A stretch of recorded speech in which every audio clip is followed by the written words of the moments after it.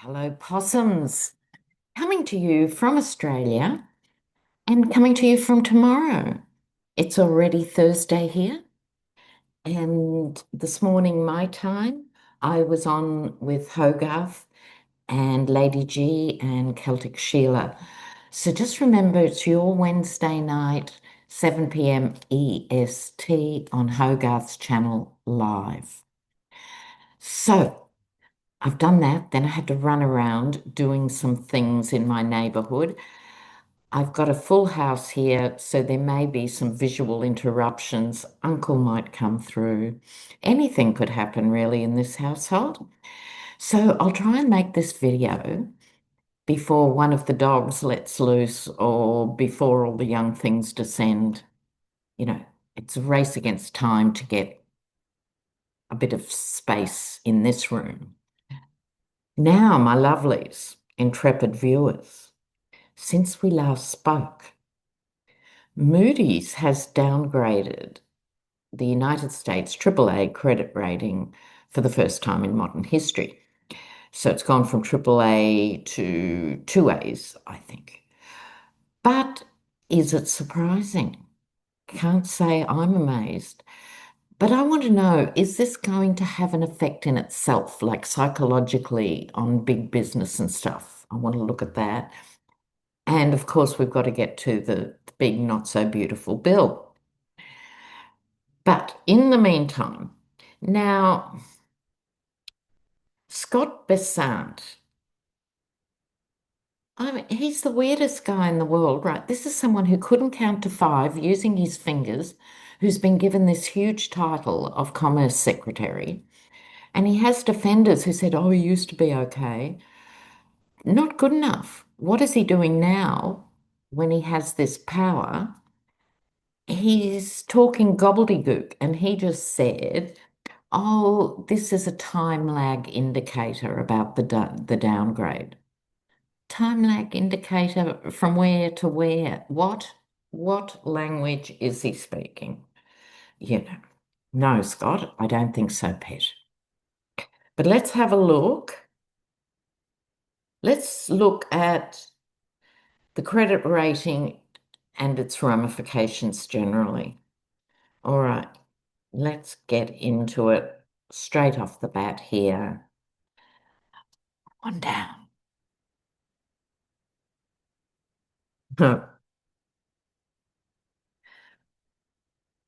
Um, Someone's worried, but not the right people. Does that make sense? This is news they didn't want to hear. This is like Scott Bessant. Oh no, Moody's got it wrong. It'll be fine in 5 minutes, you know, not taking it on board. This is a rush to sort of cover it up, almost cover it up in the news cycle. And it's almost worked because there's always something else flooding the zone. But this is them saying, it's all right, it's all right. This is Caroline Levitt saying, President Trump would not do anything for himself, she said. Now, we all know about the plane, but it's small bickies compared with the $2 billion donation into the Trump family cryptocurrency by a nameless Middle Eastern despot, you know. But sorry, I digress. This is them rushing away from that news because they're totally preoccupied with the budget. Then they can say, oh, well, we've got the budget, so everything else will be all right. You know, this is haste, no thought. Pretending everything's all right, happy families. And behind the scenes, though, I think this is people trying to manage this scenario. Because what does it mean when you have your credit rating downgraded? It means you actually pay more for loans. And the whole US government runs on loans and bonds. So this is people trying to work out, actually crunch the numbers. Oh, my goodness. Okay. They need to get an abacus. Remember the old abacus? Okay, so that was that one. Um, oh yeah, in the good news, we've always got to have a bit. Robert De Niro took the opportunity at Cannes Film Festival on the main stage to say how the Yeti is single-handedly destroying the arts in America. So the takeover of the Kennedy Center, and now people refuse to perform there. It's just hollowed out. Good on those artists who are boycotting it. And the 100% on film. You know, America exports films to the whole world, which is why every Australian child thinks when there's an emergency, they should dial 911. No, our emergency code is 000. But that's how pervasive American popular culture is. Okay, so coming back, all right, now let's stay with big business here, because this could go either way. This is a turning point in history. Okay. Now we know Walmart went in and had a serious talk with the Yeti to no avail because he doesn't have a brain to work with. So you may as well be talking to a jellyfish. And they were told to eat the tariffs. Now it's the turn of Apple. So Apple, the CEO is Tim Cook, right? So the point is this, most of you will probably know, but just in case you're avoiding news for reasons of mental health, most Apple stuff is made in China, but they've been moving into India. So the last 3 million iPhones have been made in India. And Apple was planning to broaden that manufacturing base because big capitalism will always follow the low wages. Okay, duh.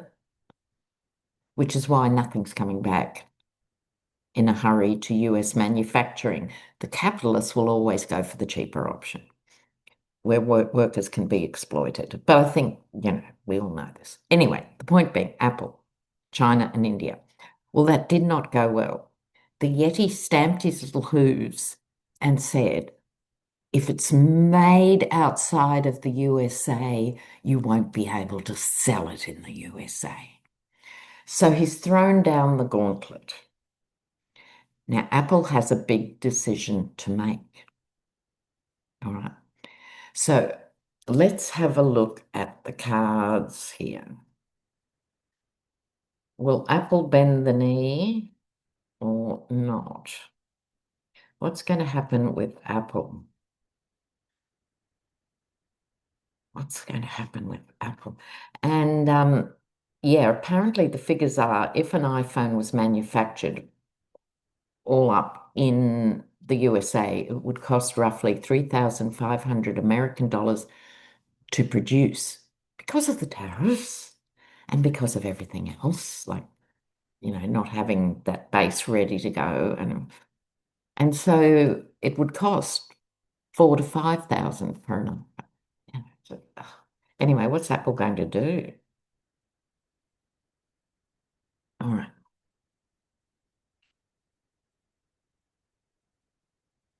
Emperor. Oh, oh, I love the cards. Love the cards. Okay, Emperor. This is my Yeti card. This is my Fred Flintstone card. The two are a natural fit. And because he doesn't understand finance, because he's only ever been in debt and spent money, he's never generated a dollar in his entire working life, right? So he just spends it. So because he doesn't get it, he comes out with these really primitive ideas to hit people over the head to make them submit.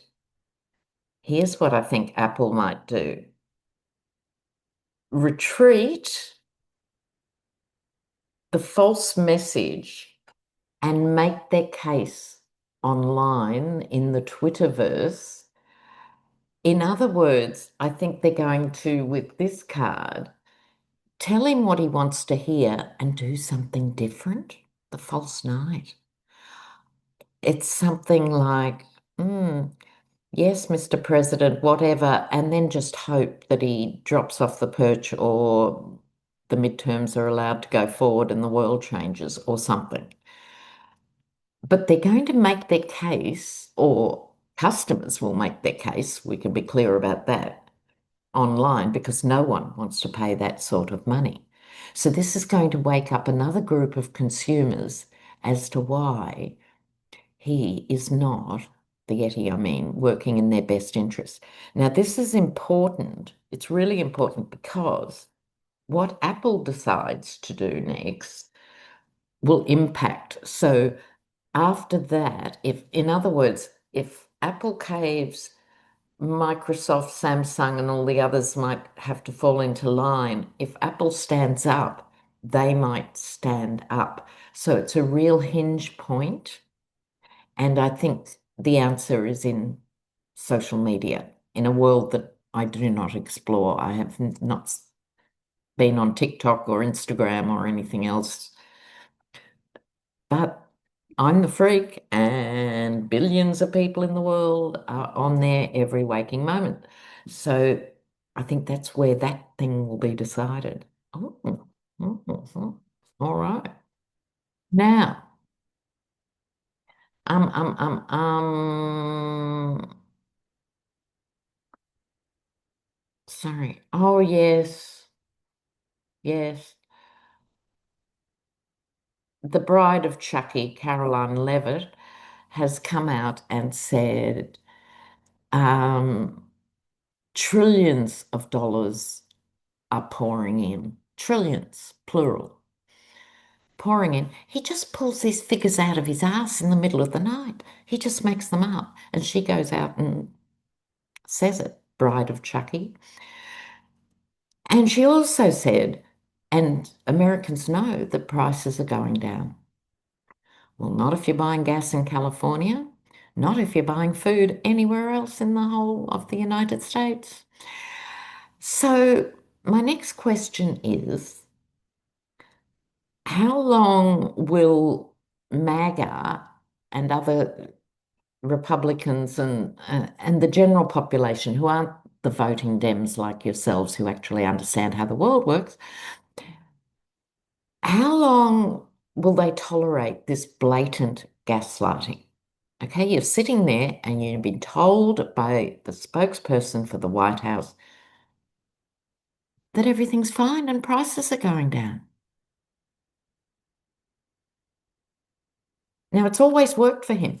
He just says what isn't. He just makes up stuff. People don't fact check, people don't check at all, or they get drowned out in the noise. It's always worked for him. But are we getting near the end of people actually being told something like prices are going down? Let's have a look. People being told prices are going down. Okay.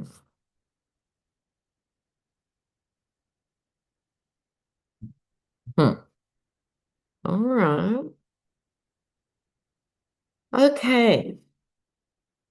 Got three major arcana cards out of five, meaning this is a big question, this is a big story. Of course it is, because it impacts everybody.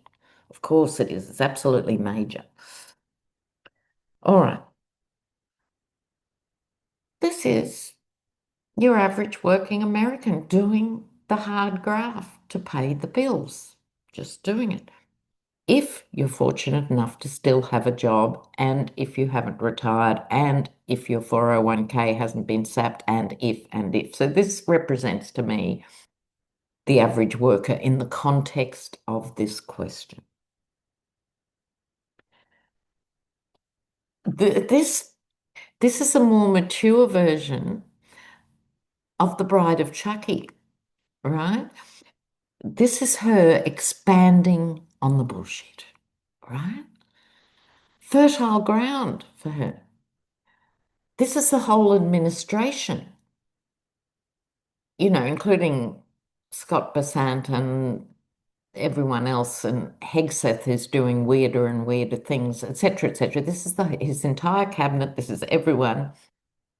wielding their power, because the magician has all the suits, and control, has all the levers, in general speak. But do they use it for good or evil? Well, no prizes for guessing. Right?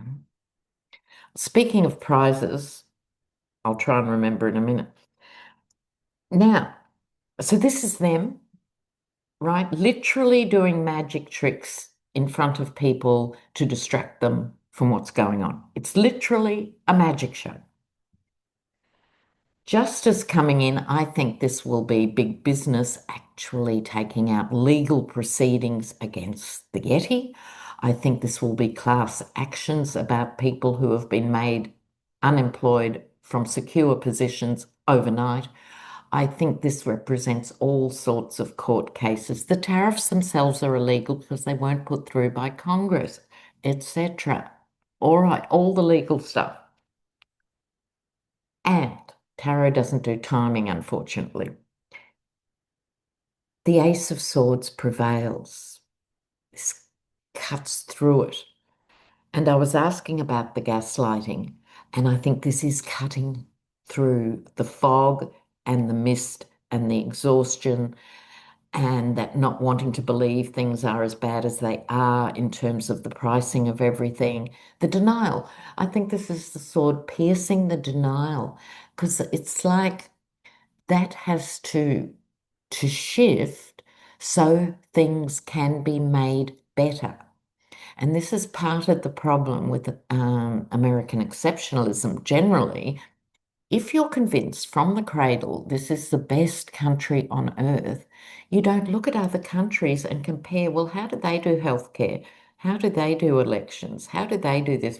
No, we're the best, right? So by not looking at the structural racism, by not dealing with the inequality of the red states, because someone can just say, I hate abortion, vote for me, they will vote against themselves for another 5 generations, right?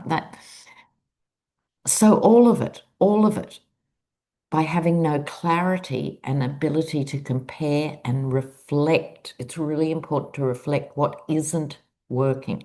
It's a nation was built on the backs of slaves and immigrants and hardworking people who have now been demonized, and we're left with the Confederate flag on the back of trucks representing America. No, it doesn't. It represents this much America and not much of the good bits. Hmm? Mm. Let me know what you think in the comments. And it's the same with education. Like, I am an educator, so it's that thing, oh, the best in the world, best in the world. No, America is really lagging on all the statistics for literacy, numeracy, and engagement with science, etc. We've seen how they've been eroding knowledge. They're allergic to knowledge and allergic to facts, you know. Yes, I will push on, but I just want to say one more point in relation to that. The whole Christian nationalist thing tends to push this line, prosperity gospel and this and that, and without looking at the true values of Christianity. So for those people who are active, real, compassionate Christians, their voices are drowned out by this really cruel and barbaric sort of thing from the pulpit. I mean, churches are the most segregated states in America, spaces in America, you know. Anyway, moving on, Lena. All right, now, before I get to the bill, I just want to talk about one more thing. Oh my God. Okay, I actually read what the Yeti claimed was a trade deal between the UK and the United States. Now, all the real economists understood straight up, it's not a trade deal. They take years to negotiate. It's the preliminary stages of a potential trade deal. So I read it. Didn't take long. It's 2 pages. And let me quote from the start of it. Both the United States and the United Kingdom recognise this document does not constitute a legally binding agreement. It's the opening statement. It's right there. It's the concept of a plan. Concept of a plan. All right. So let's get into this budget bill. I mean, where do you start? Where do you start? Now, obviously, in something that's as massive as this albatross, there are going to be a couple of good things, like no tax on tips. Now, if I was a tip dependent worker, of course, I like that idea. But in reality, hospitality is so badly paid that many hospitality workers don't even meet the tax threshold in the first place. Now, please don't think for a nanosecond I'm opposed to it. It's one of the few things I'd agree to in this bill. Um, so there's going to be a couple of decent things in there, buried deeply. But let's look at how people understand budget bills. And this is massive. And they insisted on doing it at 1 in the morning, and there wasn't enough Adderall to go around, so they haven't worked it out yet. Maybe by the time this video goes up, there'll be a vote. We'll see. So this next section could be redundant.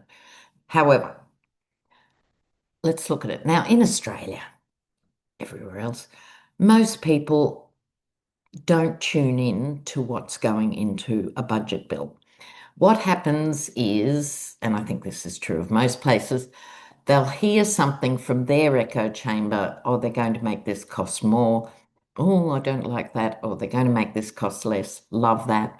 And they'll attach, most people attach to one or two things in the bill, but have no clue about the bigger things going on. So in Australia, the typical pattern is don't pay attention unless it directly affects you here. And then the budget gets put through, and then everyone sits around going, well, that's fucked. How did that get through? That's our pattern. And I suspect yours isn't greatly different. So using the example of not taxing tips, people hear that who want to hear it and need to hear it, but not putting together the other cuts that are going to impact their ability to stay on the Affordable Care Act and all the other things. You see what I mean? So you've got hardline GOP members who are holding out.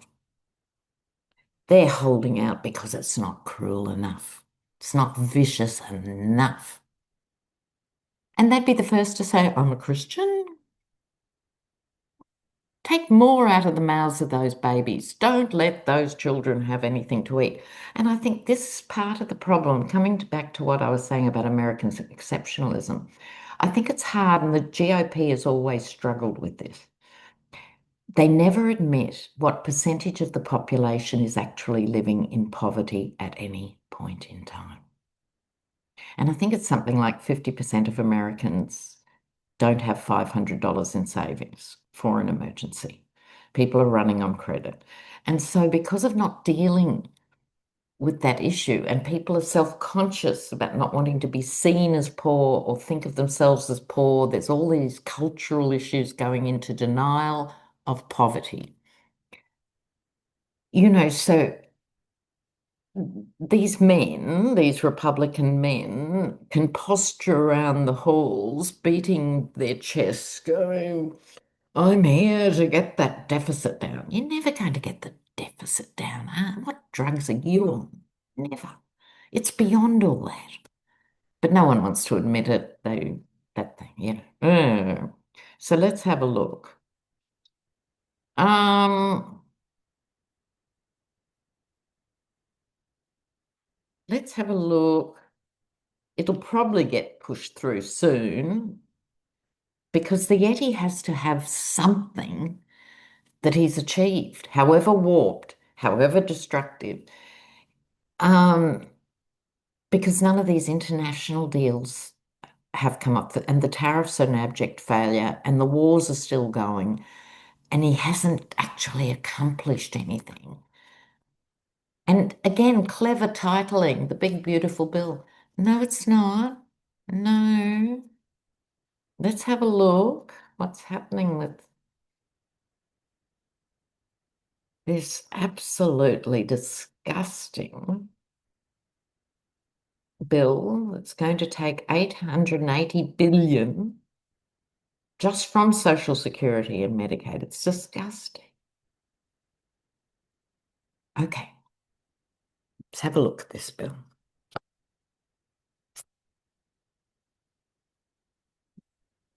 Look at these cards. Look at these cards. Oh my God. We've had some of them already today, but look at them in this context. Arms folded, not hearing. This is someone living the good life and doesn't want to know about anything else. Arms folded. I don't want to hear your story. Look at this. Look at this. It's exactly what I was just saying. Okay. Hmm. It's my money and I'm going to keep it. This is the billionaires talking. I think people are going to go absolutely ape on social media, both sides of the echo chambers, because we had this earlier too, I think, the false message. So people are going to be told it's really good for them. No, no, I mean it. No, no, I know you can't afford insulin and I know you can't afford your asthma medication, but this is so good for you. So I think this is going to split the Twitterverse here. But here's the thing. I think it's important not to react to each horrible thing as it gets announced on a daily and weekly basis. It's, this is a time of extremism. And just like because the Yeti stuck in a time warp, 1890s to 1920, when the robber barons ruled and tariffs were a big thing. And then after that, they were voted out for 3 generations, basically. They lost everything. So it's like it's still got to go through this painful, awful process. And then Dems on the other side of this have to reinvigorate themselves and um, they need to connect to people by making it crystal clear in certain ways, like what they should have been doing for the last 3 months with the budget bill. Get one billionaire, because their wealth is publicly known, just one billionaire. Joe Smith earns that, he's getting this much of a tax break. That money would pay for SNAP federally for 2 years. Actually connect it to reinforce in people's brains how individuals have so much compound wealth. And the thing against Dems, like the same usually with our Labor and stuff, oh, we can't afford these social programs, right? This isn't unique to the US. Oh, no, we can't afford. Attach it to something else that is going on. If we buy one less nuclear-powered submarine, we can fund apprenticeships for 4 years for 1,000 apprentices. Actually do the proper figures. I'm making up those figures, by the way. But you know what I mean. Actually attach one thing to one other thing and let them be on the back foot trying to explain why, no, it's much better for one person to have all that money. That's my go-to for today. Now, I've been lighting candles for Joe. Bless, bless, bless, bless. But look, he is a man of deep faith. And I think with this new Pope, too, um, I think it's a moment for Joe, and we wish him all the best, but also for Jill, obviously. And Hunter needs healing too. He's a troubled soul. He lost his mum and lost his brother and sister. And so my heart goes out to them. But remember, we're the mortals clinging on, right? He has earned his time of grace. He'll be all right. Okay. All right. Take care, guys, and chat to me in the comments. All right. Bye for now. Ciao.